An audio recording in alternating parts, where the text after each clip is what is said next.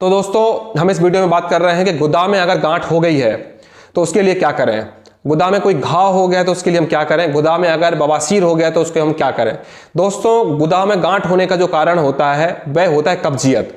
कई लोग भोजन में अधिकतर मैदा, बेसन, नॉनवेज, उड़द की आइटम, इन सब चीज़ों का उपयोग ज़्यादा करते हैं, जिसके कारण से उनका मल टाइट हो जाता है और मल को निकालने के लिए उनको जोर लगाना पड़ता है। आराम से उनका मल एक जगह से दूसरी जगह खिसकता नहीं है। उनकी आंतों के अंदर लुब्रिकेशन खत्म हो जाता है, क्योंकि ऐसी चीज़ें पानी पूरा सोख लेती हैं आंतों से, जिसके कारण से मल त्याग करने में दिक्कत होती है। दोस्तों जब मल को जोर लगा के त्यागा जाता है तो हमारे एनल द्वार पे गुदा मार्ग में घर्षण पैदा होता है, जिसके कारण से घाव बन जाता है।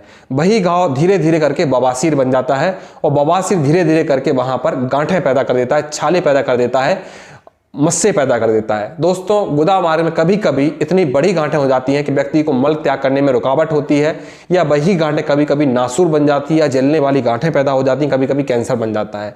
इस तरह की परेशानी को ठीक करने के लिए दोस्तों हमको बहुत अच्छी कामयाबी मिली है और बहुत अच्छा इलाज मिला है और बहुत जल्दी मिला है। गुदा मार्ग में कैसी भी गांठें हो हम 1 महीने में उसकी पूर्ण रूप से ठीक कर देते हैं। दोस्तों कुछ दवाइयां मैं आपको बताता हूं, कुछ उपाय आपको बताता हूं जिसमें आप करना शुरू कर दीजिए। दोस्तों पहली बात तो आपको इसमें सबसे पहले कोई भी ट्रीटमेंट हो इसमें आपको परहेज करना पड़ेगा। बिना परहेज के आपको इसमें कोई भी सफलता नहीं मिलेगी। किसी भी पैथी का आप इलाज कर रहे हो और आप परहेज नहीं करते हो, गुदा मार्ग में अगर आपको गांठ है, नासूर है, मस्से हैं, बवासीर है, कोई भी घाव है, अगर इसमें आप परहेज नहीं करते हो तो इसमें आप ट्रीटमेंट कभी पूर्ण रूप से इसको सही नहीं कर पाओगे। परहेज क्या करना है दोस्तों, इसमें सबसे पहले तो आपको मिर्च मसाले खाना बंद करना होगा, नॉनवेज खाना बंद करना होगा, मूंगफली चने खाना बंद करना होगा, मैदा बेसन की चीजें, उड़द के आइटम, तेल के आइटम, ये सब बंद करना होगा। आपको सादा सिंपल दाल खाना है, चावल खाना है, रोटी खाना है, दूध पीना है, घी खाना है, लुब्रिकेशन बनाना है पेट में, ताकि आपका मल एक जगह से दूसरी जगह खिसके तो आसानी से खिसके, आपके मल में चिकनाहट आए। इस तरह की चीजें आपको सेवन करनी है। इसके बाद आपको अपनी बॉडी का पित्त पे काम करना है, आपको अपनी बॉडी की गर्मी के ऊपर काम करना है।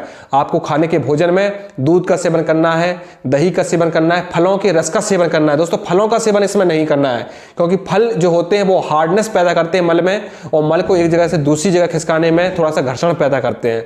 तो आपको इसमें फ्रूट का सेवन नहीं करना है। फ्रूट को बॉयल करके पीस के उसको पी सकते हैं, लेकिन डायरेक्ट फलों को नहीं खाना है, जूस आप पी सकते हैं। तो इसमें ज्यादा से ज्यादा आप रोटी का सेवन करें, घी का सेवन करें, चावल का सेवन करें, दाल का सेवन करें और सब्जी का सेवन करें। सब्जी आप आलू भी खा सकते हो, हरी सब्जियां भी खा सकते हो। ऐसी सब्जियां नहीं खानी है जो पानी को सोखती हैं, जैसे कि सोयाबीन, राजमा, सूखी दालें, सूखे चने, इस तरह की सब्जियां आपको नहीं खानी है। दोस्तों अब हम बात करते हैं कि हम इसमें और क्या ध्यान दें। दोस्तों इसको सबसे पहले पित्त समन करने के लिए आपको ज्यादा से ज्यादा पानी पीना चाहिए। नींद का पूर्ण रूप से ध्यान रखना चाहिए, क्योंकि नींद जब पूरी होती है तभी हमारा डाइजेशन सिस्टम पूर्ण रूप से सही होता है। अधिकतर मैंने देखा है कि नाइट ड्यूटी करने वालों को गुदा मार्ग में परेशानियां होती हैं, पाइल्स की परेशानी होती है, बवासीर की परेशानी होती है और गांठों की परेशानी होती है, मस्सों की परेशानी होती है या नासूर की परेशानी होती है। इस तरह की परेशानी अधिकतर ना नींद पूरी होने के कारण से भी होती है और गलत खान पीन से भी होती है। तो इन चीजों को आपका सेवन सही करना है और अपना परहेज करना है। इसके बाद दोस्तों आप अपना ट्रीटमेंट आगे बढ़ाएं। एक ट्रीटमेंट दोस्तों मैं आपको आगे बताने वाला हूं कि अगर आपकी शुरुआत है, बवासीर की शुरुआत है या मस्सा हो रहा है या छोटी सी गांठ हो रही है तो आप क्या करें। दोस्तों इसके लिए आपको लेना है शुद्ध सुहागा और शुद्ध तूतिया करंट भस्म। दोस्तों किसी भी वैद्य हकीम के पास ये भस्में बनती हैं, मार्केट में नहीं मिलती है। वैद्य हकीम ही इस भस्म को बनाते हैं। कनेर के रस में नीला को बनाया जाता है, जिससे करंट भस्म बनती है। जब इस भस्म को हम जीभ में रखते हैं तो करंट लगता है हमको। इस भस्म की पहचान है कि इस भस्म को लेकर चाकू में लगाकर हम नांगफनी के पेड़ में या आंख के पेड़ में हम चाकू मारते हैं तो उसका दूध लगातार बहने लगता है, दूध बंद नहीं होता, दूध पतला होकर बहने लगता है। इसकी इस करंट भस्म की पहचान है। तो इस भस्म को लीजिए आप 1 ग्राम, शुद्ध सुहागा लीजिए 10 ग्राम और 20 ग्राम लीजिए नीम का तेल। इसको अच्छी तरह से मर्दन करें 2-4 घंटे और इसका क्रीम बना लें। दोस्तों क्रीम आपको इस गुदा मार्ग में लगाना है दोस्तों, मल त्यागने के पहले और मल त्याग करने के बाद, यानी सोच करने के बाद आपको इस दवा को लगाना है, सुबह शाम लगाना है। इस मरहम को लगाने से दोस्तों आपकी जो गांठ हुई है वो ठीक हो जाएगी, जो घाव है वो सूख जाएगा और आपका जो घाव बढ़ रहा है वो तुरंत एट अ टाइम जलन करना तुरंत बंद कर देगा। दोस्तों इसमें बस परहेज आप करोगे तो आपको ये दवा रिजल्ट देगी, बिना परहेज की दवा रिजल्ट नहीं देगी। अगर आपको बैठने में दिक्कत हो रही है तो 2-4 दिन का रेस्ट करके आप इस दवा का यूज करें, उसके बाद बैठना शुरू कर सकते हैं। दोस्तों अगर गांठ बहुत ज्यादा बढ़ चुकी है या जलन पैदा हो रही है तो फिर आप मुझसे बात कर सकते हैं, आप और ज्यादा जानकारी ले सकते हैं और ज्यादा सलाह ले सकते हैं कि गोदाम मार्ग में कोई गांठ हो गई अगर आपको, उसको क्या करें, या कोई ऐसी गांठ जो जल रही है या पक रही है, उसमें पस भर गया है और दिक्कत हो रही है, डॉक्टर आपको ऑपरेशन करने के लिए बोल दिए हैं, तो उसको ऑपरेशन करने के पहले एक बार दोस्तों मुझसे आप जरूर बात करें। इस गांठ को ठीक करने के लिए ज्यादा समय नहीं लगता है, केवल 1 माह में गुदा की कैसी भी गांठ हो ठीक हो जाती है। हाँ, गुदा मार्ग पूरा बंद हो गया है तो 2 महीने भी लग सकते हैं, 3 महीने भी लग सकते हैं, लेकिन ज्यादातर 1 महीने में सारी गांठें ठीक हो जाती हैं और इसके साथ पूरे परहेज के साथ आपका ट्रीटमेंट चलता है। दोस्तों अगर आप गुदा मार्ग के किसी भी प्रकार का ट्रीटमेंट करते हैं तो मैंने जो चीजें आपको बताई उनको आप फॉलो करें, पूरी तरह से परहेज करें, क्योंकि आयुर्वेद परहेज के ऊपर काम करता है। डायरेक्ट बिना परहेज के ऊपर आपको कोई फायदा नहीं मिलेगा।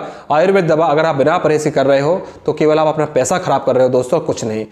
दोस्तों केवल मैसेज करें, कॉल ना करें। दोस्तों दिन भर दवाओं को बनाने में बिजी रहता हूं, रासायनिक दवाओं में बिल्कुल भी ध्यान इधर के उधर नहीं हो सकता है, क्योंकि मरकरी के ऊपर काम करना, सल्फर के ऊपर काम करना आसान बात नहीं होती है।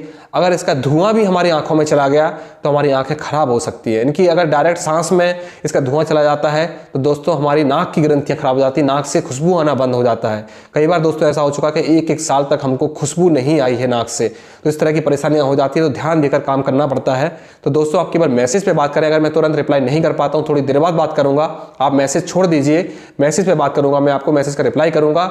अगर जहां पर बात समझ में नहीं आती आपको तो फिर मैं आपको खुद कॉल करने के लिए बोलूंगा, खुद कॉल पे बात करूंगा।